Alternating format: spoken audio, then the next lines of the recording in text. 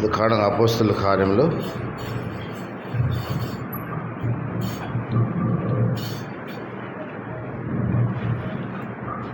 అపోస్తలుల కార్యములు 2వ అధ్యాయము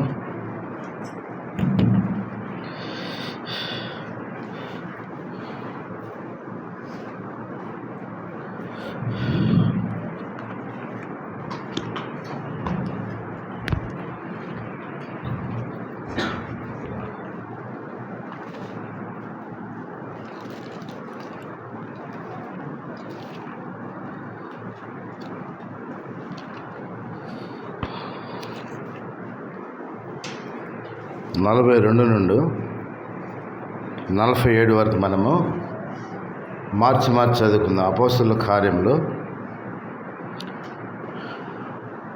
2వ అధ్యాయము 42 నుంచి 47 వరకు మనం మార్చి చదువుకుందాం.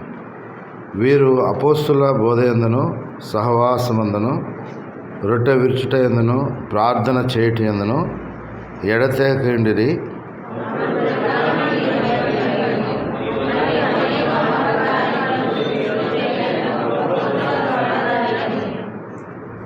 విశ్వసించిన వారందరూ ఏకముగా కూడి తమకు కలిగినదంతయు సమిష్టిగా ఉంచుకొనిరి.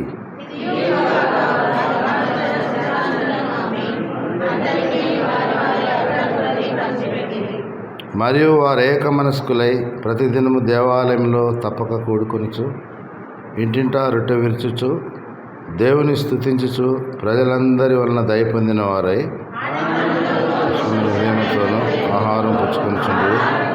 మరియు ప్రభు రక్షణ పొందిన వారిని అనుదినము వారితో చేర్చుచుండెను. చిన్న ప్రార్థన చేసుకుందాము దేవుని సహాయం కొరకు. మహాప్రేమగల తండ్రి, దయగల గొప్ప దేవ, మీ దయగల నామను బట్టి వందనాలు.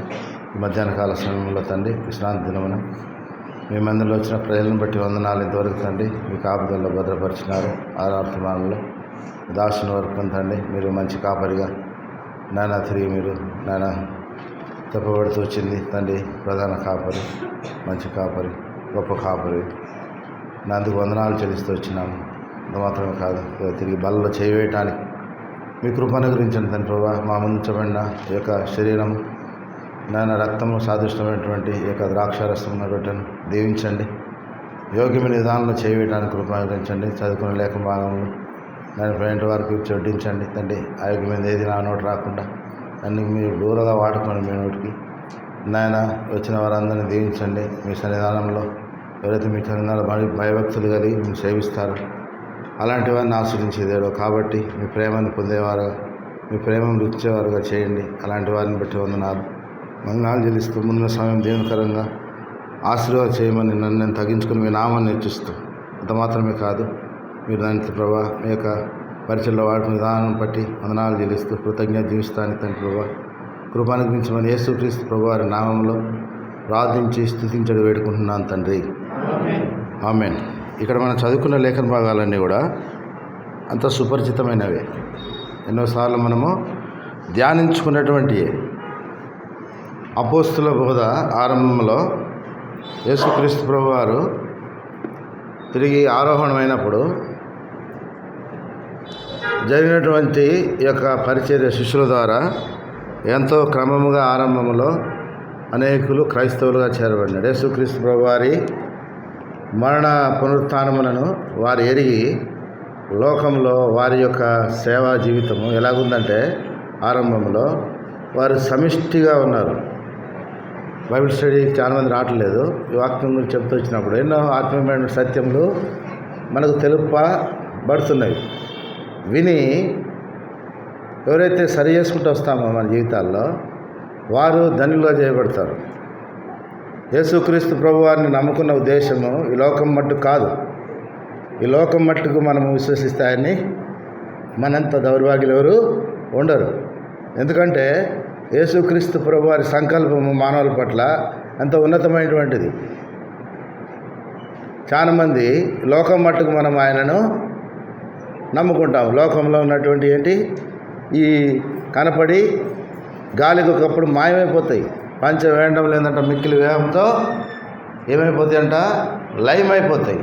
లయం కాని రాజ్యమును తండ్రి మన కొరకు 2000 సంవత్సరాల నుంచి 2023 సంవత్సరాలు దాదాపు యేసుక్రీస్తు ప్రభువారు 33 సంవత్సరం ఉన్నాడు.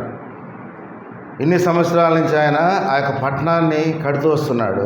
పునాదులు గల ఆ పట్టణం ఒకరు ఎదురు చూచేవారంగా ఉండాలి. అందుకనే ఇక్కడ ఉంచబడిన ఈ వల్ల యేసుక్రీస్తు ప్రభువారి శరీరము ఆయన రక్తానికి సాదృశ్యం ఉంటుంది. కాబట్టి బల్లో చేవేసే నీవు నేను దీన్ని జ్ఞాపకం చేసుకోవాలి. అందుకనే ప్రభువారు అంటారు, దీన్ని జ్ఞాపకం చేసుకుంటకు, నన్ను జ్ఞాపకం చేసుకుంటకు దీన్ని చేయడి అనేక సార్లు చెబుతూ వచ్చినాడు. ఆ మాటను వారు యేసుక్రీస్తు ప్రభువారు ఆయన చనిపోకముందే ఆయన శరీరాన్ని రక్తాన్ని వాళ్ళకి పరిచయం చేస్తూ వచ్చినాడు. ఎంత ఆశ్చర్యం తెలుసా? ఒక మనిషి దేవుడైనటువంటి వాడు మనిషి కుమారుడికి లోకానికి వచ్చి క్రమాన్ని ఆయన తెలియపరుస్తూ వచ్చినాడు. శిష్యులకు పంచినప్పుడు ఆయన చనిపోయినాడా? మెడగది మీద ఆయన శిష్యులకు తన శరీరాన్ని పంచిపెట్టాడు కదా 22 అధ్యాయం లోకాసు వార్త చదవండి. లోకాసు వార్త 22:19.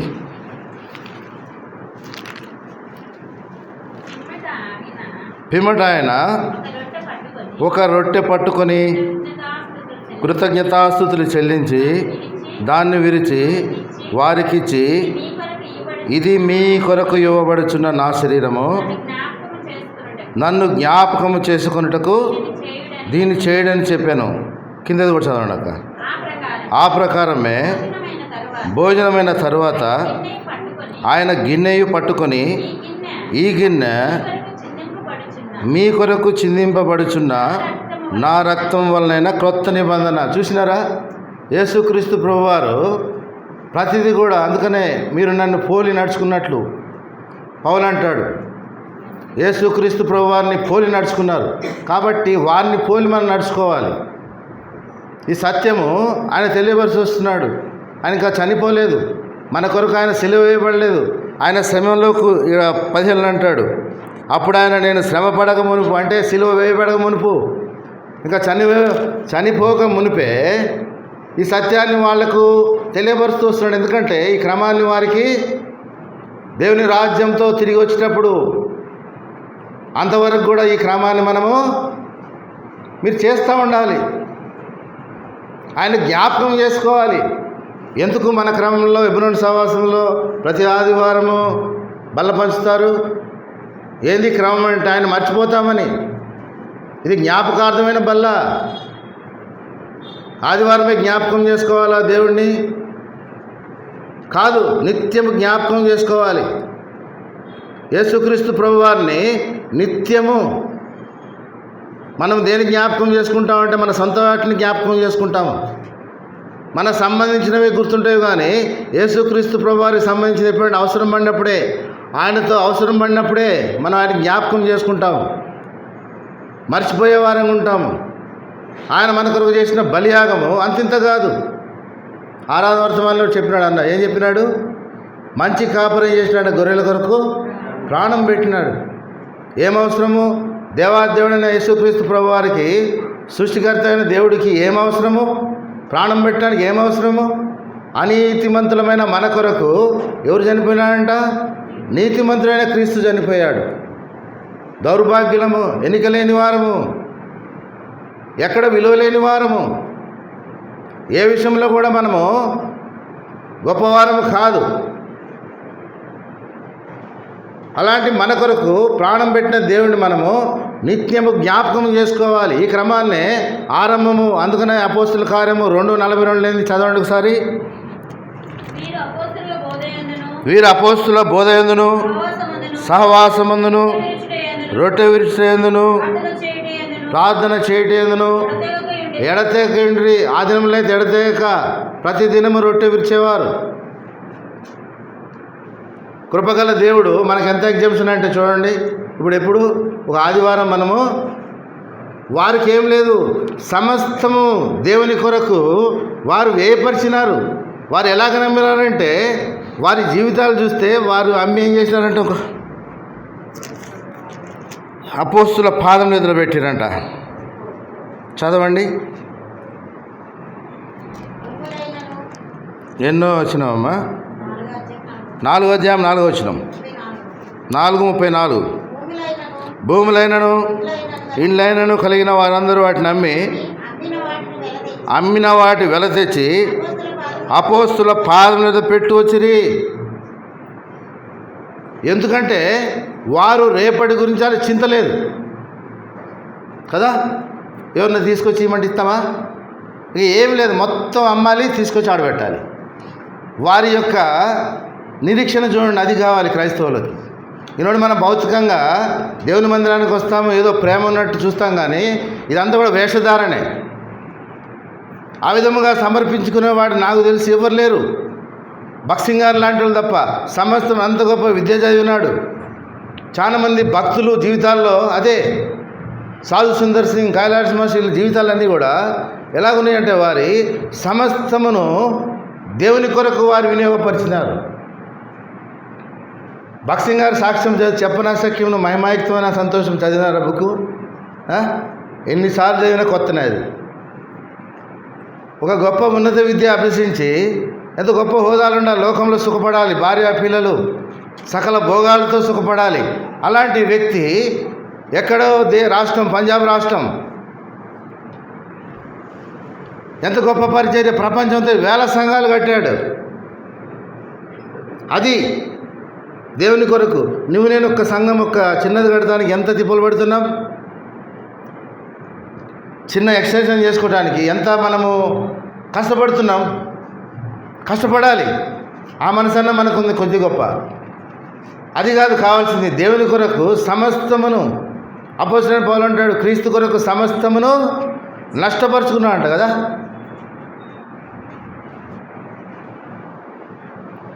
క్రీస్తు కొరకు సమస్తమును అంతేనా? నష్టపరుచుకునే ఉందా? చదవండి పిలుపు రాసిన పత్రిక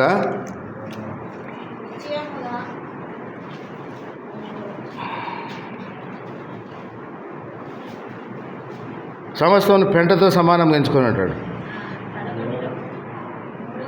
3వ అధ్యాయం 11వ వచనం, ఏ విధము చేతనైనను మృతులలో నుండి నాకు పునరుత్థానము కలగవలనని ఆయన మరణ విషయంలో సమాన అనుభవం గలవాడని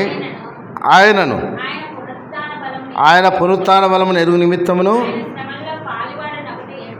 ఆయన శ్రమలలో పాలివాడొకటెట్టుతో ఎరుగు నిమిత్తమును సమస్తమును నష్టపరుచుకొని వాటిని వెంటతో సమానముగా ఇదే చేస్తూ వచ్చినారు వారు ఆరంభంలో. ఎందుకంటే దాన్ని జ్ఞాపకం చేసుకోవడానికి వీళ్ళు ఉండకూడదు. మనకు సంబంధించిన మన ఘనత, మన అన్నీ కూడా, మన ఆస్తులన్నీ కూడా ఎలా ఉండాలంటే వాటిని జ్ఞాపకం చేసుకోకూడదు. నేను అంత ఇచ్చినా, నేను ఇంత ఇచ్చినా. చాలామంది గొప్పలు చెప్పుకుంటారు. అది కాదు, అంత మర్మం ఉండాలి. భర్త ఇచ్చింది భార్య కూడా తెలియకూడదు, గుర్తుపెట్టుకోండి. భార్య ఆడికెళ్ళిస్తుంది, భర్తే కదా. జ్ఞాపకం చేసుకోకూడదు. పెంటతో సమానం అంటే పెంట జ్ఞాపకం చేసుకుంటాడా? ఎందుకు ఆ పరిశుద్ధాత్మ దేవుడి మాట రాయాల్సి వచ్చింది? నువ్వు ఎంత ఇచ్చినా కూడా వాటిని జ్ఞాపకం చేయడానికి వీలు లేదు. క్రీస్తు బలమే కనపడాలి ఇక్కడ, క్రీస్తు పునరుత్థానమే కనపడాలి, దేవుడే కనపడాలి. ఆ విధంగా లేనట్లయితే వ్యర్థము. ఎడ చూపుతున్న బల్ల దేవుని యొక్క శరీరము, రక్తము దానికి సాదృశ్యంగా ఉంటుంది. కాబట్టి ఆయన పునరుత్థాన బలమును ఎరిగిన వాడవైతే క్రీస్తు కొరకు సమస్తమును వినియోగించే వారంగా ఉంటాం. అందుకని అపోస్తుల కార్యములు అక్కడ 4:4 చెప్తున్నాడు, వారు సమస్తాన్ని తీసుకొచ్చి అపోస్తుల పాదం లేదా పెట్టిరి. అందరు పెట్టిర్రా చెప్పండి. అందరు పెట్టారా?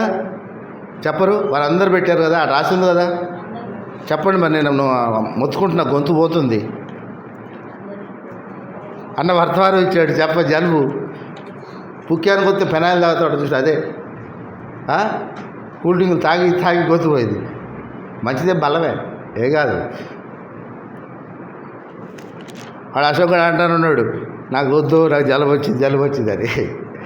ఏదో ఇట్లా అంటాడుకుల్లా నాకు కూడా వచ్చింది. యాని చూస్తుంది తెలియదు, చీత్తా అంటే ముక్కులో దడదడ ఇంత వస్తుంది. అరే తప్పదు, అన్నీ తినాలి. ప్రతి వాడు ఇచ్చింది కదా.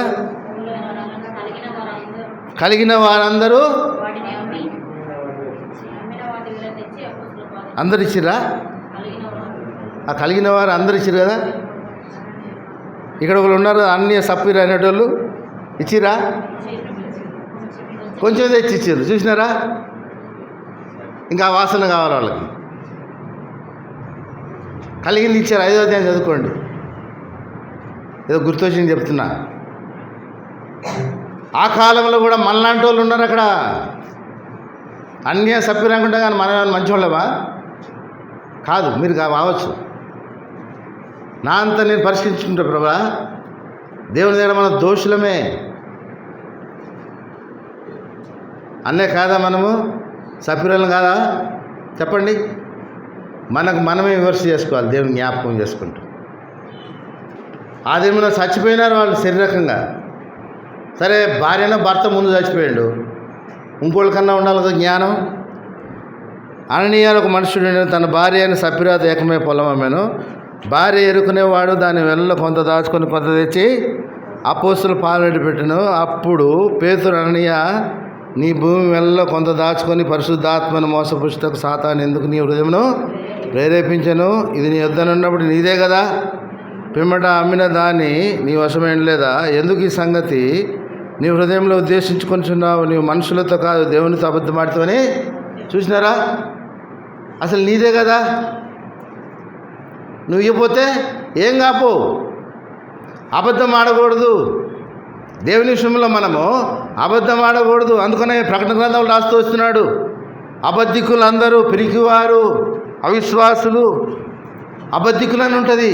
ఆ యొక్క అబద్ధం ఎలాగైందంటే కింద చదవండి. వినిన వారందరికీ మిగులు భయంకరం. అననీయ ఈ మాటలు వింటనే పడి ప్రాణం విడిచినాడు. ఈ మా మాట పేతురు అన్నాడు, చెప్పించని కూడా చెప్పించలేదు. చూసినారా ఎంత? అదే దేవుడు ఈరోజు కూడా ఉన్నాడు. భౌతికంగా మనం జీవించుండొచ్చు కానీ నీవు నేను మృతులమే. ఆ విధముగా ఉన్నటువంటి వారము మృతులమే. అన్నీ చచ్చిపోయాడు, సపిర చచ్చిపోయింది, వాళ్ళలాగా మనము అనుకుంటాం.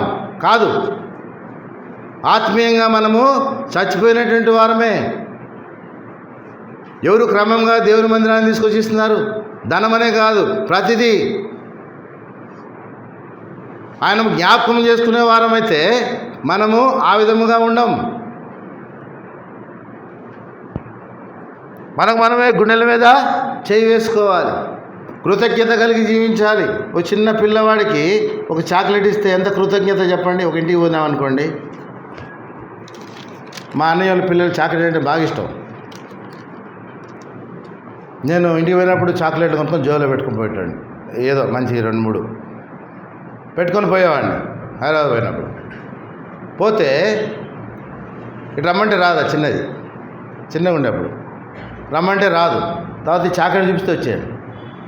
ఆ చాక్లెట్ ఇస్తే ఎమ్మంటే రోజులోకి వెళ్ళి తినేటోళ్ళు. వాళ్ళమ్మ వచ్చి, అరే బాబాయ్కి థ్యాంక్స్ కూడా చెప్పవాను, తిన్న తర్వాత చెప్తా అంటుంది. మళ్ళీ బయటకు వచ్చి బాబాయ్ థ్యాంక్స్. ఎంతమంది ఈరోజు ఆదివారము దేవుడిచ్చిన చాక్లెట్లు అంటే దేవునిచ్చిన వసతులు అనుభవిస్తూ మందిరానికి రాకుండా ఉన్నాము, దేవునికి వందనాలు చెప్పకుండా. ఆదివారము పరిశుద్ధ దినము, మనం ఆరంభం నుంచే మందిరానికి రావాలనే మంచి మనసు ఎవరికి ఉంది? ఆ పిల్లవాడన్నా పర్లా, తినొచ్చిన తర్వాత థ్యాంక్స్ చెప్తున్నాడు. చాలామంది దేవుడు ఇచ్చినటువంటి ఏది మనకు కలిగిందంతా ఎవరిది? మనకు కలిగింది. ఇంట్లో బియ్యం బస్తుంటే బయటికి రారు. పాత రోజుల్లో సింగరేణిలో బాయిల మీద జీతాలు పంచేటోళ్ళు. 8వ తారీఖు పేమెంట్లు ఉంటే అడావుడు ఉండేది. నాకు తెలియపు, మేము ఓసీపీ లెవెల్లో వర్క్ చేస్తుంటే 8వ తారీఖు బయట అంతా దుకాణాలు, అసలు గోరకంలో దుకాణాలు ఇన్ని అప్పుడు లేవు. కిరాణా షాప్ మొదలుకొని స్వీట్ల కాడి నుంచి మొదలుకొని ప్రతి ఒక్కటి అక్కడ దొరికేది.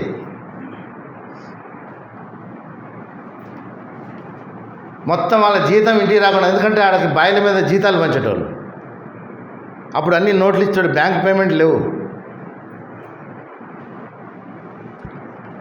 ఆ బ్యాంక్ పేమెంట్ లేకపోతే ఆ డబ్బులన్నీ ఇంటికి వచ్చేవి కాదు. భార్య పిల్లలందరూ కూడా అక్కడే ఉండేటోళ్ళు బాయిల కాడ. ఎందుకంటే వాటి ప్రతి తాగుబోతులు ఉంటారు, 190 మంది తాగుతారు. ఆ రోజుల్లో ఎక్కువ ఉండేది, ఈ రోజుల్లో లేదు. ఆ కల్చర్ మారిపోయింది. బ్యాంక్ పేమెంట్ అయిన తర్వాత ఇంట్లో కొంచెం అవేర్నెస్ వచ్చింది. ఇంకా పండగ అంతే. ఆడ ఎలాంటి వాతావరణం అంటే అన్ని వాతావరణాలు. చాలామంది తెలుసు అనుకుంటా, ఇక్కడ కూర్చున్న వాళ్ళు చాలామంది తెలుసు.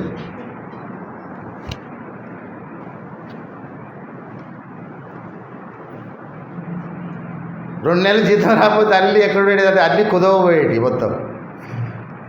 సింగరేళ్ళ జీతం రాకపోతే ఏం చేసేటోళ్ళు, స్ట్రైక్ జరిగేది అప్పట్లో, ఎక్కువ స్ట్రైకులు చేసేటోళ్ళు. కిరాణా షాపుడు ఎంతవరకు ఇస్తాడు, కిరాణం జీతం వస్తే కిరాణం కట్టేటోళ్ళు. ఈ అంతా మారిపోయిన ఎక్సైజులు. ఇప్పుడు చాలామంది అనుకుంటాము నాది కదా, చాలామంది ఉద్యోగస్తులు అనుకుంటారు ఆదివారం బయటికి వెళ్ళరు, అసలు గుడికి వెళ్ళరు. మెల్లగా అన్నీ నచ్చినవి తెచ్చి తిని ఎప్పుడు వెళ్తారంటే సాయంత్రం పూట సినిమాకి, షికార్లకి వెళ్తారు. క్రైస్తవులు ఎక్కువగా, చాలామంది పెద్ద పెద్ద హోదాలో ఉన్న వాళ్ళు పని చేస్తారు సిటీల్లో. పేద పేదలను కూడా చిన్న చితక ఉద్యోగాలు ఉన్నా కూడా మనం ఎంతో నయం. సిటీ దేవుడిచ్చింది అనుకోరు, అందరం కూడా నా బలమే, నా శక్తి వల్లనే. దేవుని జ్ఞాపకం చేసుకోవటానికి, ఎందుకంటే ఈ లోకం కొంతకాలమే. లోకాలు అందించేది క్రీస్తులో ఉన్న ఆనందము పొందితే తెలుస్తుంది. దేవుని మందిరంలో, దేవుని విషయంలో, దేవుని కొరకు మనం జీవిస్తే ఆనందమే వేరు. ఆనందం అనుభవించాలో తెలుస్తుంది. క్రీస్తులో ఉంది ఆనందం. ఎక్కడుంది ఆనందం చెప్పండి? దేవుని మందిరంకి వస్తే ఎంత ఆనందం చెప్పండి? దేవుని పనులు చేస్తుంటే ఎంత ఆనందము? ఎక్కడో లేదు. ఏదో ఈత కొడితే లేదు. చాలామంది ఈతలు సెల్ఫీలు దిగడానికి పోయి చచ్చిపోతారు. విహారయాత్రలు, ఇవన్నీ కూడా ప్రాణమే తెచ్చుకోవటమే. నరకానికి పోవటానికి మార్గాలు అవన్నీ. నీకు ఇచ్చిన ధనాన్ని నీ భార్య పిల్లలతో నువ్వు సుఖంగా ఉండటానికి, ఆ ఇచ్చిన దేవుని జ్ఞాపకం చేసుకోవడానికి. క్రైస్తవుడుగా చేయబడిన నీవు నేను ఈ క్రైస్తవ జీవితాన్ని ఏ విధముగా మనం అనుభవిస్తున్నాము? క్రీస్తు నీకు నాకు కలగజేసిన ఆనందం ఉందా, లేకుంటే లోక సంబంధమైన ఆనందం ఉందా? జ్ఞాపకం చేసుకుందాం. మర్చిపోయే వారం ఉండకూడదు. ఆయన కీర్తనలో 40లో చూడండి, 45లో మాట్లాడాడు. ఆయన మన కొరకు ఎన్నెన్నో ఎందుకు జ్ఞాపకం చేసుకోవాలంటే చెప్తా. 40 అధ్యాయం 5 వచ్చిన చదవండి. కీర్తనలో 45, ఆయన మన కొరకు, యెహోవా నా దేవా, నీవు మా యెడల జరిగించిన ఆశ్చర్య క్రియలను, మా యెడల నీకున్న తలంపులను బహు విస్తారములు వాటిని వివరించి చెప్పేదని అనుకుంటున్నా, అవి లెక్కకు మించి ఉన్నవి. మన పట్ల దేవుని ప్లానింగ్ ఎట్లుందంటే మన ఊహకు అందంగా ఉంటుంది. దేవుని కొరకు మనం జీవిస్తే, దేవుణ్ణి మనం జ్ఞాపకం చేసుకుంటే, నీళ్ళ నాయళ్ళ అని తలంపులు ఎంతో విస్తారము. మనం చెడ్డవారమైన మన పిల్లలకి ఏంటంటే మంచి ఇవ్వాలనుకుంటాం కదా. పరలోకమందున మన తండ్రి అంతకంటే మంచిలు ఇవ్వటానికి మనము దేవుని మర్చిపోతే కష్టం. ఇవన్నీ జరగవు. మన ప్రయాస అంత వృధా. దేవుని జ్ఞాపకం చేసుకోము, ఇచ్చినోడిని జ్ఞాపకం చేసుకోము. మన బైబిల్లో చక్కగా చెప్పిన ఒక మాట, ఇది దేన్ని ఒకటి, ఇది ఇచ్చినోడిని మనం మర్చిపోతాం. ఒక చాక్లెట్ ఇస్తే చాక్లెట్ని మొక్కుతారు కదా. ఒక చాక్లెట్ ఇచ్చినా అనుకోండి, చాక్లెట్ని మొక్కుతామా? సృష్టికర్తను మరిచి సృష్టిని మొక్కుతున్నారు, కనపడేదాన్ని మొక్కుతున్నారు. ఈ ఫిల్లర్ కొబ్బరికాయ కొడతారు.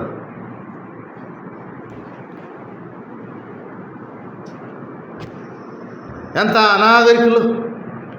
నాగరికత ఈ దినం ఎంత విస్తరించిపోయింది, ఎంత టెక్నాలజీ. ఏ యుగంలో ఉన్నావు ఇప్పుడు?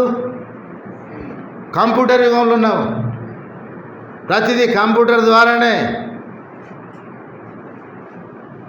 ఇలాంటి యుగం నుండి కూడా ఈ యొక్క యుగ సంబంధమైన దేవత ఏం చేసిందంటే మన మనోనేత్రానికి ఏం చేసింది? గురుడితనము. అందుకనే క్రైస్తవులు మనం ఏం చేస్తామంటే చిన్నదానికి కూడా మనము చిన్న పని చేసినామనుకో, మందిరంలో జ్వరం వచ్చిందనుకో, అరే మందిరంలో పని చేసిన జ్వరం ఎందుకు వస్తుంది చాలామంది అనుకుంటాం కదా. అయ్యో నేను మందిరంలో పని చేయడానికి పోయినా కదా, మందిరంలో పని చేస్తే ఏం రావాలి? బలం రావాలి కదా, జ్వరం ఎందుకు వచ్చింది చెప్పండి.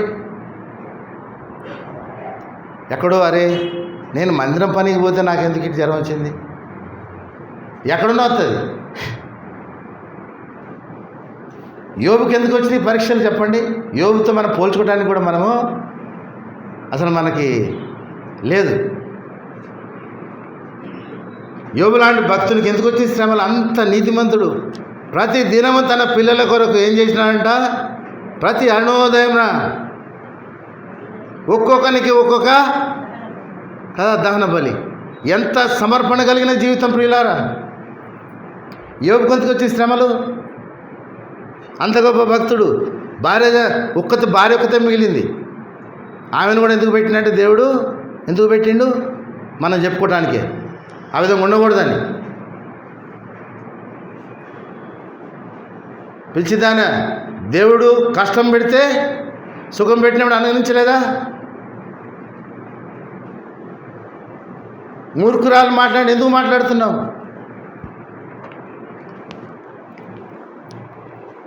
యోబుకి ఎన్ని శ్రమలు.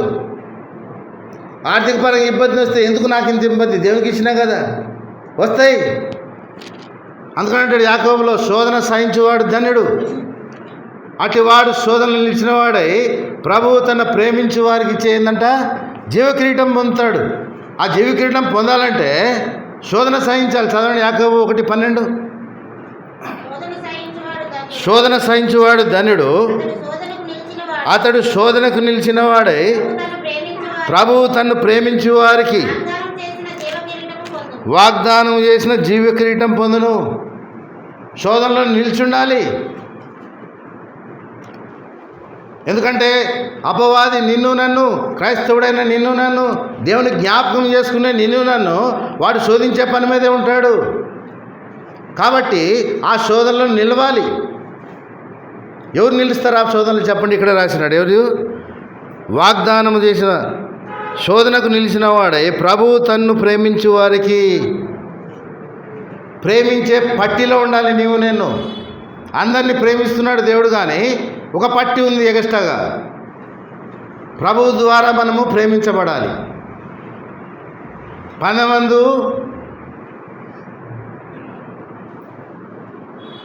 పరిగెత్తున్నాం.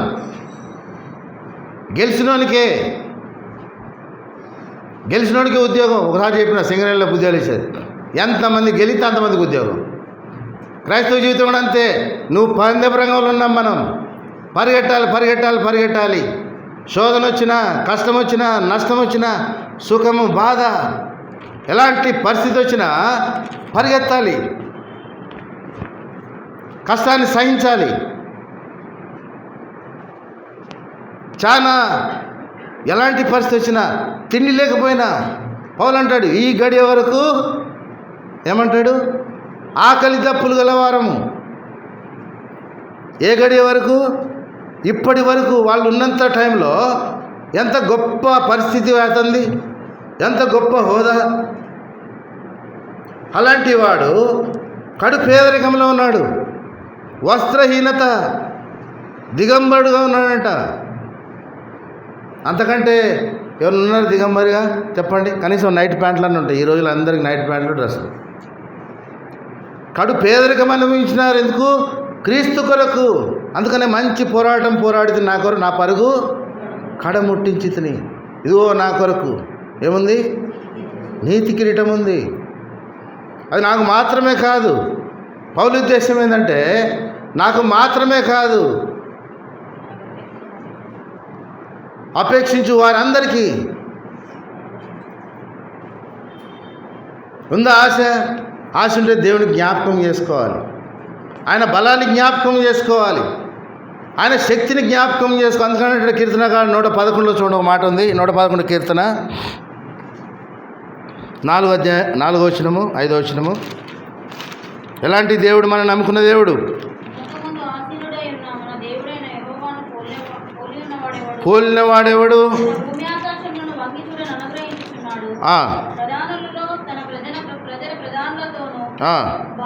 111:4-5. ఆయన తన ఆశ్చర్య కార్యములను జ్ఞాపక సూచనగా నియమించున్నాడు. యెహోవా దయాదాక్షిణ్యము గల పురుడు, తన యందు భయభక్తులు గల వారికి ఆయన ఆహారం ఇచ్చి ఉన్నాడు. యెహోవా ఏంటంటే దయాదాక్షిణ్య పురుడు. అది మనం జ్ఞాపకం చేసుకోవాలి. మనం ఎందుకు ఆయన జ్ఞాపకం చేసుకోవాలంటే యెహోవా దయాదాక్షిణ్య పురుడు.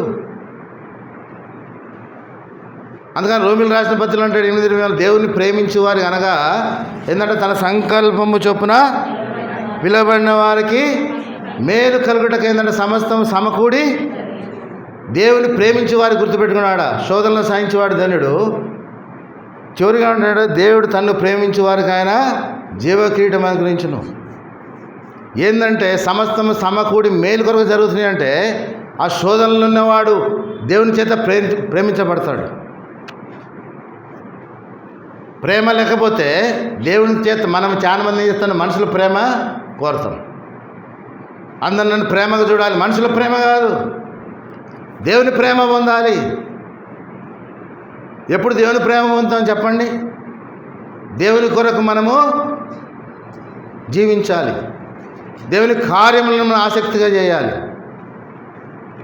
అప్పుడు మనం దీవించబడతాం. లేకపోతే మర్చిపోయినట్లయితే, దేవుని మర్చిపోయినట్లయితే, జ్ఞాపకం చేసుకోకపోతే మనకు భౌతికంగా మంచిగా ఉండొచ్చు, అన్నీ ఉండొచ్చు.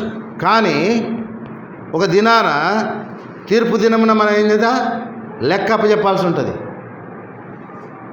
ఇచ్చిన ఈ మంచి జీవితము దేవుని కొరకు జీవించాలి. రక్షణ పొందిన నీవు నేను దేవుని కొరకు మనం ప్రాకులాడాలి. ఎలాగంటే ఒక చంటి బిడ్డ తన తల్లి పాలు తాగడానికి ఎట్లా ప్రాకులాడుతుందో, దేవుని మందిరానికి వస్తాం కానీ దేవుని విలువను తెచ్చుకోము. ఎందుకు మనల్ని నియమించుకున్నాడో, ఎందుకు మనల్ని దేవుడు ఎన్నుకున్నాడో, ఏర్పాటు చేసుకున్నాడో మనం ఎరగని వారు ఉంటాం. ఒక సైనికుడు అంట ఉద్యోగం చేస్తున్నాడంట. వాటి పని ఏంటంటే సెంట్రీ పని. ఒక రాజమహల్లో ఒక సైనికుడు, ఆయన పని ఏంది? రోజు పోయి అక్కడ నుంచోవాలి 8 గంటలు.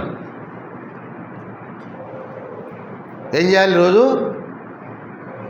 రాణి గది అనక నుంచోవాలి. ఎవరో చెప్పారు ఇది ఉపమానం, ఈ కథ కాదు, నిజమే. రాజు ఒకసారి తిరుగుతున్నాడంట, రాజమహల్లో తిరుగుతా. రాజు ఈ సెంట్రీ ఎందుకు ఇక్కడ ఉన్నాడు? ఈ సిపాయి, ఈ సైనికుడు ఎందుకు ఇక్కడ ఉన్నాడు? కారణం లేకుండా ఆయన్ని పిలిచి అడిగినట, ఏం పని నీకు ఇక్కడ? ఆడ ద్వారం దగ్గర, ద్వారం బయట, లేకుండా ఎక్కడ ఉండాలి కదా. ఏంది ఇక్కడ నుంచున్నాడు? ఎందుకు నుంచున్నావు ఇక్కడ? ఏంది నీకు డ్యూటీ అంటే, నాకు సూపర్వైజర్ డ్యూటీ వేసాడు. వాడికి తెలియదు ఎందుకు చేస్తున్నాడు ఆ డ్యూటీ. తర్వాత సూపర్వైజర్ అడిగితే నాకు తెలియదు, ఇతను డ్యూటీ వేయమని నా పై ఆఫీసర్ చెప్పినాడు. వానికి చెప్తే వాడికి కూడా తెలియదు ఇక్కడ డ్యూటీ ఎందుకు వేసిండో. అట్లా అది ఎక్కడ పోయిందంటే మిలిటరీలో జనరల్ దాకా వెళ్ళిపోయింది. అసలు వీడికి ఇక్కడ డ్యూటీ ఎందుకు వేసిండో వాడికి తెలియదు, వాడికి తెలియదు, వాడికి తెలియదు, వాడికి తెలియదు. రాజు అడుగుతున్నాడు కాబట్టి రాజు కోపం వస్తుందంట. ఏం కోపం? అసలు వీడికి ఇక్కడ డ్యూటీ ఎందుకు వేసిండో చేసినోడికి తెలియదు, వేసినోడికి తెలియదు. ఏంది ఇది? ఏం నడుస్తుందో రాజ్యంలో అని. లాస్ట్కు రాజు అడుగుతున్నాడు కదా, అసలు చరిత్రను తిప్పుతున్నారు. అసలు ఎందుకు వీడికి ఇక్కడ ఉద్యోగం వేయాల్సి వచ్చింది? ఎందుకు వేయాల్సి వచ్చిందంటే ఆ రాణి అంటే కొన్ని వందల సంవత్సరాల క్రితం ఉన్నట్టు రాణి, వాళ్ళకు ముందు వాళ్ళ తల్లిదండ్రులు, వాళ్ళ పూర్వీకులు ఏదో దేశం పోయినప్పుడు అక్కడ ఒక రోజ్ ప్లాంట్ ఆమెకి నచ్చిందంట. ఆ రోజ్ ప్లాంట్ తీసుకొచ్చి ఆడ గార్డెన్లో పెట్టింది ఆమె. దీన్ని కాపలా కాయటానికి ఒకటి పెట్టింది. ఆమె చనిపోయింది, రోజ్ ప్లాంట్ చనిపోయింది, అందరు చనిపోయినారు. సెంటర్ అయితే డ్యూటీలు చేస్తానే ఉన్నాడు. రోజు రావడం 8 గంటల నుంచోటం పోవటం డ్యూటీ అయిపోగాలి. అర్థమైంది నేను చెప్పింది? అది అర్థం కాదు, మళ్ళీ చెప్తా. ఆ రోజు ప్లాంట్ గారి డ్యూటీ, ఆ రోజు ప్లాంట్ ఎండిపోయింది. ఆ రాణి చనిపోయింది, ఇంకో రాణి చనిపోయింది, ఇంకో రాణి చనిపోయింది, ఇంకో రాణి చనిపోయింది. గవర్నమెంట్ ఉద్యోగంలాగా అత్తే ఉంటాయి కదా, అక్కడ పల్లెమరు అత్తే ఉంటాయి.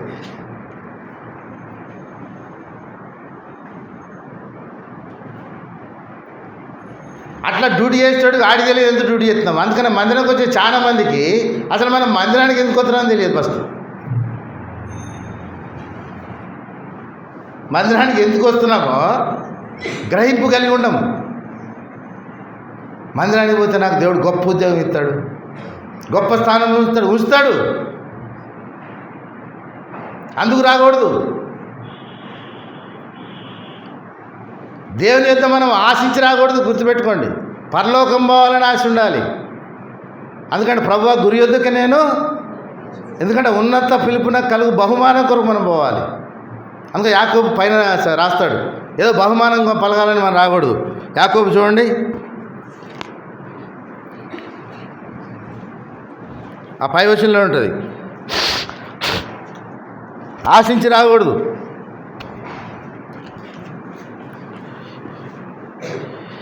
యాకోబు 1 మొదటి అధ్యాయంలో ఉంటుంది, 5వ వచనంలోనూ 6వ వచనంలోనూ.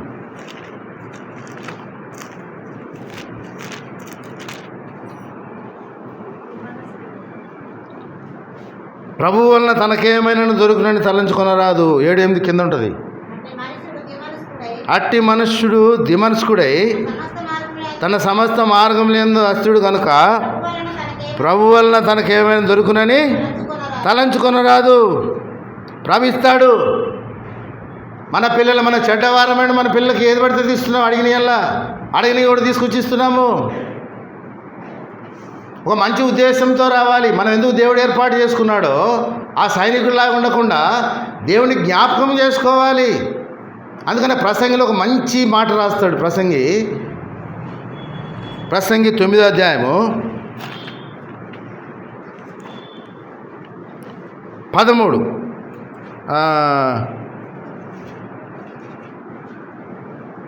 13 నుంచి మనం అందరం చదువుకుందాము.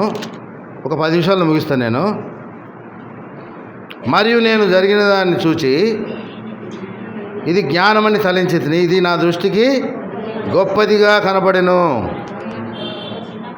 ఏమనగా ఒక చిన్న పట్టణం ఉండెను.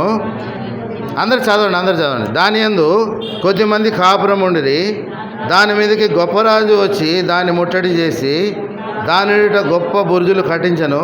అయితే అందులో జ్ఞానం గల ఒక బీదవాడుండి తన జ్ఞానం చేత ఆ పట్టణమును రక్షించను. అయినను ఎవరును ఆ బీదవాడిని జ్ఞాపకం ఉంచుకోలేదు. అర్థమైందా? అక్కడ ఒక ఆపద వచ్చింది పట్టణానికి. ఒక చిన్న పట్టణం ఉండెను. దాని యందు కొంతమంది కాపురం ఉండిరి. దాని మీద గొప్పరాజు వచ్చి దాన్ని ముట్టడి చేసి దాన్ని ఆక్యుపై చేసినాడు. అయితే అందులో జ్ఞానము గల ఒక బీదవాడుండి తన జ్ఞానం చేత ఆ పట్టణమును రక్షించను. అయితే ఏం చేశానంటే ఆ పట్టణస్థులు ఆయనను ఎవరును ఆ బీదవారిని జ్ఞాపకం చేసుకోలేదు. ఎంత కృతజ్ఞత చూడండి. ప్రాణం కాపాడబడింది ఆ పట్టణంలో. పట్టణం అంతా కాపాడినాడు ఆ బీదవాడు. ఒక ఎన్నిక లేనివాడు. మర్చిపోయినారు పట్టణం అంతా. ఆ విధంగానే ఉంటాం. దేవుడు మనం చేసిన మేళ్ళు ఉపకారములు అవి జ్ఞాపకం చేసుకోము.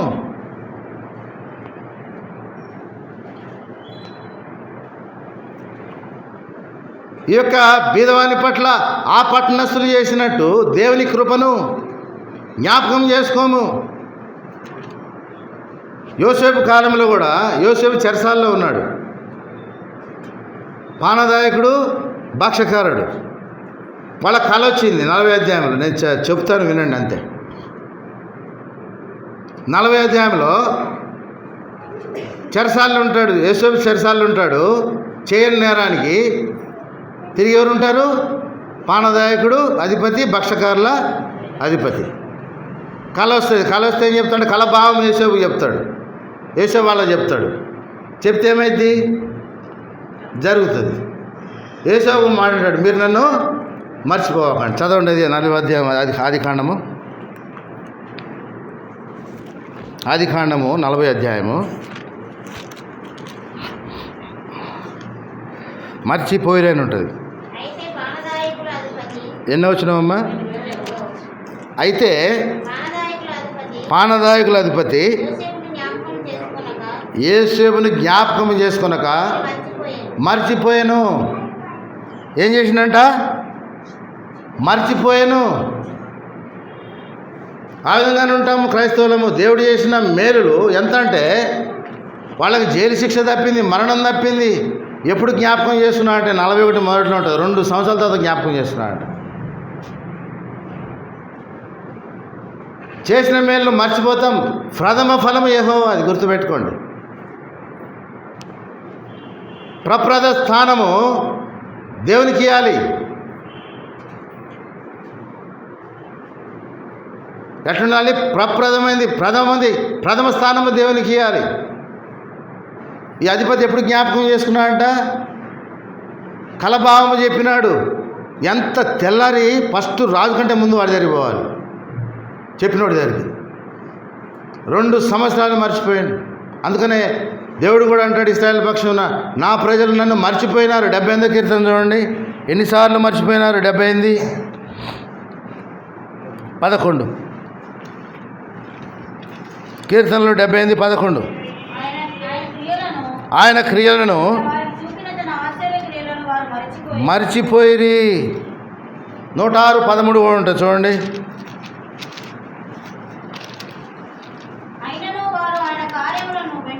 వెంటనే మర్చిపోయినారు.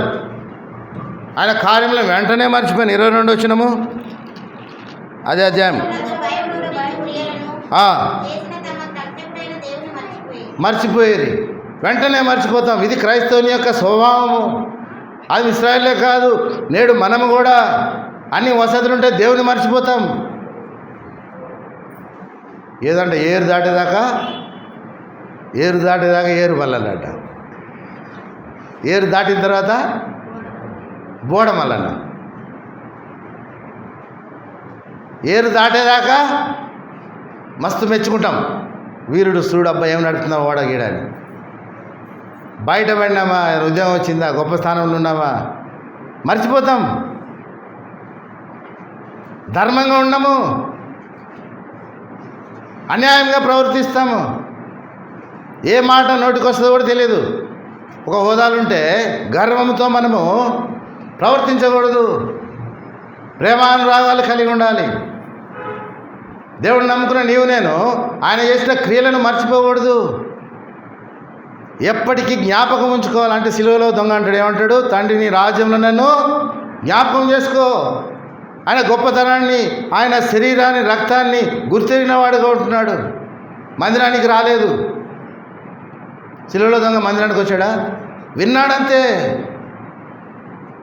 అనీతిమంతుడైన క్రీస్తు, అనీతిమంతుల కొరకు చనిపోయిన నీతిమంతుడైన క్రీస్తు. ఇంకోడేమైనా అనీతిమంతుడు అనుకుంటున్నాడు ఇంకో దొంగ.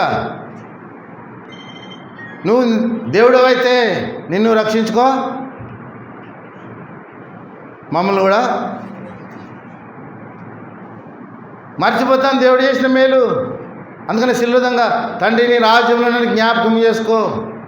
హన్న అంటుంది, ఏమంటుంది? అయ్యా నన్ను ఒక్కసారి జ్ఞాపకం చేసుకో, నా యొక్క అవమానం తొలగించు, గొడ్రాలుగా ఉన్నాను. తండ్రి జ్ఞాపకం చేసుకున్నాడు. నిత్యము జ్ఞాపకం చేసుకునే దేవుడిని మనం జ్ఞాపకం చేసుకోవాలి. మరవకూడదు ఆయన క్రియలు. ఆయన దయాదాక్షిణ్య పూర్ణుడు, ఆయన కృప గలవాడు, కృప సమృద్ధి గలవాడు. అలాంటి దేవుని నమ్ముకున్న నీవు నేను మధ్యాహ్న కాల సమయంలో ప్రియులారా, దేవుని మేళ్ళని మనం జ్ఞాపకం చేసుకోవాలి. దేవుడు మనం చేసిన బలియాగము, కఠినమైన సిలువ. ఒక పాట ఉంటుంది, కఠినమైన సిలువలో శత్రువును ఓడించినాడు. ఎక్కడ అపవాది తంత్రములకు మనం లోనయ్యి లోకంలో మనం నశించిపోతామని. కఠినమైన సిలువలో మరణించి శత్రువును ఓడించెను. కఠినమైన సిలువపై, శపితమైన సిలువపై మరణించి, శపితమైన సిలువపై మరణించి శత్రువును ఓడించెను. మహిమతో ప్రభు తిరిగి లేచి సాతానుని సిగ్గుపరచెను. మహిమతో ప్రభు తిరిగి లేచి సాతానుని సిగ్గుపరచెను. క్రీస్తు సముఖమునందున సాగిలా పడుచుని జయమాని పాడేదను, జయమాని పాడేదను, జయమాని పాడేదను. క్రీస్తు ప్రేమను ధ్యానించగానే పాటలో ఎంత గొప్ప చరణాలు ఉన్నాయంటే, శపితమైన శిలువలో ఏం చేసినాడంటే శత్రువును, ఎందుకంటే నిన్ను నన్ను నీతిమంతిగా తీర్చినటువంటి క్రీస్తు ఆయన చేసినటువంటి బలియాగాన్ని మన జ్ఞాపకం, అందుకనే జ్ఞాపకార్థం ఉంచబడిన ఈ బలలో మనం యోగ్యమైన విధానంలో కృతజ్ఞత కలిగి ఉంచాలి. ఇవాళ మర్చిపోతే 133వ కీర్తనలు అంటాడు, యెరూషలేమా నేను నిన్ను మరచిన ఎడల ఏమైందంటే మన కుడి చేయి మనల్ని నేర్పమాట, ఏం చేయలేము. నీ చదువు పని చేయదు, ఏది పని చేయదు. యెరూషలేమా మర్చిపోతే చదవండి, యెరూషలేమా నేను నిన్ను మరిచిన ఎడల అంట. యెరూషలేమా నేను నిన్ను మరిచిన ఎడల మర్చిపోతుంది అంతే. యాడికి పోయినా సక్సెస్ కావు దేవుడిని మర్చిపోతే. అందరూ ఆ విధంగా లేరు. నేను చెప్పేది ఏంటంటే అందరికీ, ఏ ఒక్కరిని చూసి కాదు. వాక్యం ఏంటంటే యాకోబు తెలియజేసినాడు దేవుడు. యాకోబు కూడా మర్చిపోయాడు కనుక కాలం శ్రమలు తెచ్చుకున్నాడు కదా. అక్కడ కళ వచ్చింది యాకోబుకి 20వ అధ్యాయంలో, ఆదికాండము.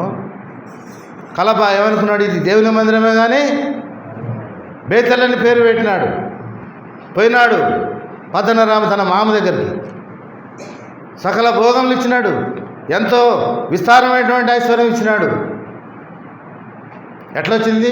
కష్టపడినాడు యాకోబు. ఆ కష్టంలో దేవుని ఆశీర్వాదం ఉంది. తన మామను ఎక్కడ పోయినా కూడా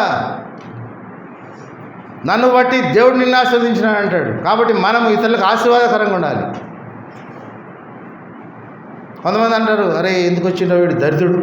ఎందుకంటే మాట కూడా మాట ద్వారా సాయం చేయాలి ఒకరికి. ఓదార్చాలి. బాధలో ఉన్నవా ఓదార్పు మాటలు ఉండాలి. మామ తండ్రి యాకోబు, నన్ను బట్టి దేవుడు నిన్ను ఆశీర్వదించినాడు.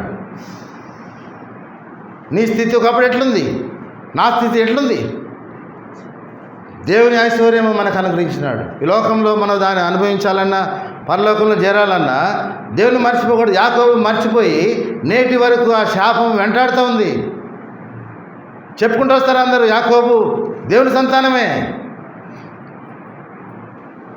మర్చిపోయినాడు బేతేల్ని. నేను తిరిగి వస్తే ఆడ మందిరం కడతానన్నాడు. నిలపబడి రాయి దేవుని మందిరం అన్నాడు. ఏం జరిగింది? తిరిగి ఐశ్వర్యంతో వచ్చినాడు. తన అన్న భయం ఉంది కానీ దేవుని భయం లేదు. దేవునికి ఇచ్చిన మాట మర్చిపోయినాడు. యాడికి పోయినాడు?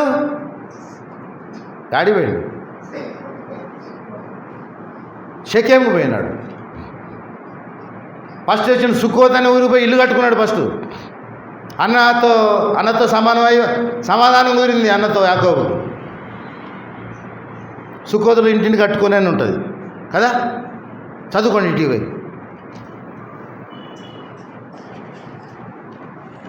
ఇల్లు కట్టుకున్నాడు 32 అధ్యాయాలు. తర్వాత షెకెము పోయింది. అక్కడ తన కుమార్తెను ఆ ఊరు వాళ్ళు పాడు చేస్తే ఇద్దరు కుమారులు ఏం చేసిండ్రు? షిమ్యోన్ లేవియేనా? వాళ్ళిద్దరు ఏం చేసిండ్రు? ఆ ఊరు వాళ్ళందరినీ చంపారేసిండ్రు. ఆ ఊరు వాళ్ళు చంపిపోతారని చెప్పి తిరిగి మళ్ళా దేవుడు మాట్లాడుతున్నాడు. అప్పుడు నువ్వు బేతెలుగు అంటే అక్కడ పోయి బలిపీఠం కట్టినాడు.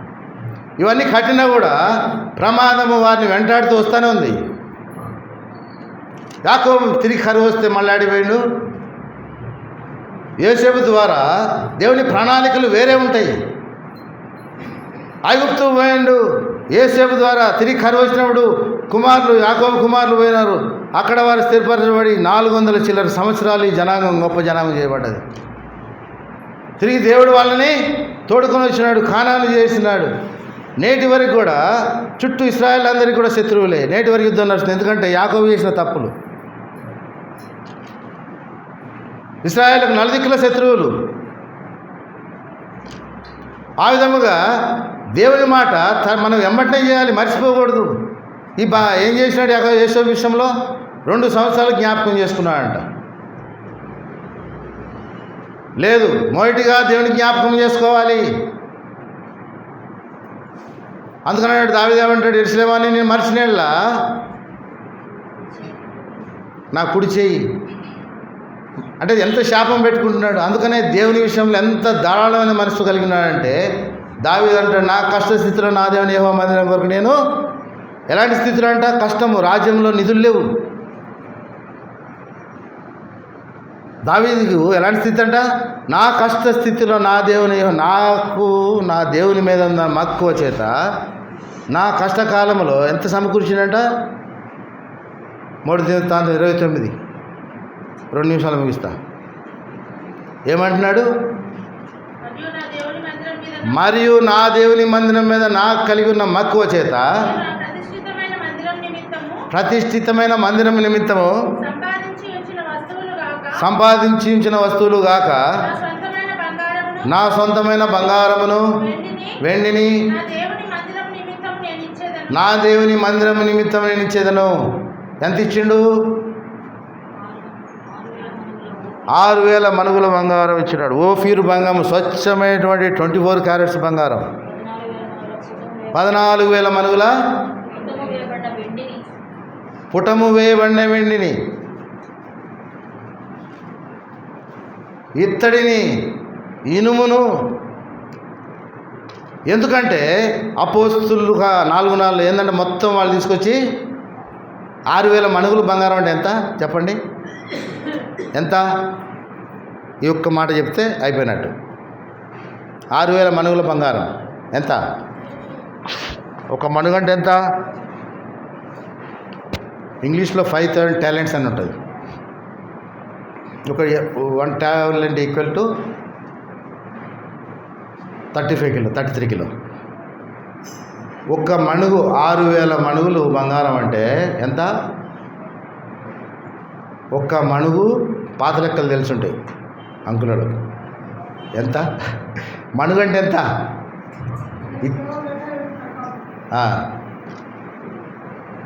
నేను చూస్తూ వచ్చినప్పుడు ఒకసారి నాకు జాన్ స్టూవర్ట్ గారు అనుకుంటా వాక్యం చెప్తా, ఒక్క మణుగు 18 కిలోలు అని రాసింది. అంటే దాని 18 ఇంటూ 6,000 కొడితే ఎంత? 1,88,000. అంటే 1,88,000 కిలోలు అంటే ఎన్ని టన్నులు? 188 టన్నులు బంగారం ఇచ్చినాడు. 188 టన్నులు అంటే ఎంత? ఓ టన్ను అంటే ఎంత తెలుసా? టన్నుకు 1000 కిలోలు. ఓ బియ్య బస్తా ఎంత? 25 కిలోలు. 4 బియ్య బస్తాలు 1 కింట 100 కిలోలు. 10 వందలు 40 బస్తాలు అయితే 10 నాలుగులు 40 బస్తాలు అయితే 1 టన్ను. 1,88,000 కిలోలు బంగారం. నా కష్ట స్థితిలో చెప్పుకుంటూ పోతాం, చదువుకుంటూ పోతాం, కానీ ఎంత? 1,88,000 కిలోలు. మనం వేసుకున్న స్లాబ్ ఎంత తెలుసా? ఎంత బరువు ఉంటుంది ఇది? ఇప్పుడు వేసిన స్లాబ్ ఎంత బరువు ఉంటుంది? ఎంత ఉంటుంది రమేష్? స్లాబ్ వేసినాం కదా, ఎంత బరువు ఉంటుంది? 1 cubic metre concrete civil engineering ఏమైనా చేసిరా? ఇప్పుడు మనం స్లాబ్ వేసుకున్నాం కదా, 16 క్యూబిక్ మీటర్ ఉంది. స్టీల్తో ఇంకో టన్ వేసుకో, ఎంత ఉంది? 16 cubic metre. 1 cubic metre weight ఎంత తెలుసా? ఎంత ఉంటుంది? ఒక గజం. ఇది అనుకో, ఇది క్యూబిక్ మీటర్. ఇటు మీటర్ ఇటు మీటర్ ఇటు మీటర్ ఇటు మీటర్ ఎంత ఉంటుందో క్యూబిక్ మీటర్ వెయిట్ ఎంత ఉంటుందో కాంక్రీటు చెప్పండి. ఇంటర్వ్యూ పోతే మరి ఉద్యోగాలు ఎట్లా వస్తాయి చెప్పండి. ఉద్యోగం లేదంటే ఎట్లా? ఒక క్యూబిక్ మీటర్ ఎంత వెయిట్ ఉంటుంది కాంక్రీటు? దాదాపు 2.5 టన్ను ఉంటుంది, 2500 కిలోలు ఉంటుంది. ఇప్పుడు మన మందిరం వేసుకుందంతా కూడా ఎంత? 2.5 × 16 ఎంత అన్నా? ఎంత చెప్పండి తొందరగా? 40 టన్నులు ఉంటుంది మొత్తం. 6 రోజులు 32. స్టీల్తో అంతా కలుపుకున్నా కూడా మ్యాక్సిమం 35 to 40 టన్ను ఉంటుంది. ఇదంతా కలుపుకుంటే ఒక మొత్తం ఈ స్లాబ్ అంతా కలుపుకుంటే ఒక 100 టన్నులు 120 టన్నులు ఉంటుంది. దావీదు ఎంత ఇచ్చినాడు? ఇంత దొడ్డు బంగారం స్లాబ్ అంతా కాదు, ఇంకా పై స్లాబ్ అంతా కలుపుకునేవాడు, అంత బంగారం ఇచ్చినాడు. 1,88,000 188 టన్నులు. 1,88,000 అంత గొప్పగా ఇచ్చినాడు దేవుని. మనం హ్యూమన్ కాదు, మన దగ్గర ఉండదు. ఇంత పేపర్ కూడా ఉండదు, అంత పెద్ద పేపర్. బంగారం కాదు కదా, గోల్డ్ పేపర్ కూడా ఇవ్వలేం మనం. మనస్సు ఉండాలి. మనస్సు ఉంటే ఏంటంట? మార్గం. ఏందా మనసు? విరిగి నలిగిన హృదయమే దేవునికి ఇష్టమైన ఆ బలిని, దేవుడు చేసిన బలియాగాన్ని తెలుసుకోవాలని, జ్ఞాపకం చేసుకోవాలని, క్రియలను ఆయన దయా దాక్షిణ్యపూడని మనం జ్ఞాపకం చేసుకోవాలి. ఈ మధ్యాహ్న కాల సమయంలో బలలో చేవేసే నీవు నేను, ఆయన ఎంత గొప్పవాడో, ఆది అపోస్తులు ఏ విధంగా వారి కలిగిన దాన్ని వారు వేయపరిచినారు దేవుని కొరకు. దావీదు జీవితంను కొంతమంది జ్ఞాపకం చేస్తూ వచ్చినాడు దేవుడు. ఈ విధంగా మనం ఉండి దేవుని ద్వారా ఆయన జ్ఞాపకం చేసుకొని ఆయన మరవకుండా నీతిగా బతికి దేవుని దృష్టిలో మనము నిష్కలంకులు ఉండి ఆ బలలో చేస్తే దేవుడు మనల్ని ఆశీర్వదించేవాడు ఉంటాడు. దేవుడి వాక్యం మన కొరకు తీర్చి ఆశీర్వదించిన కాక.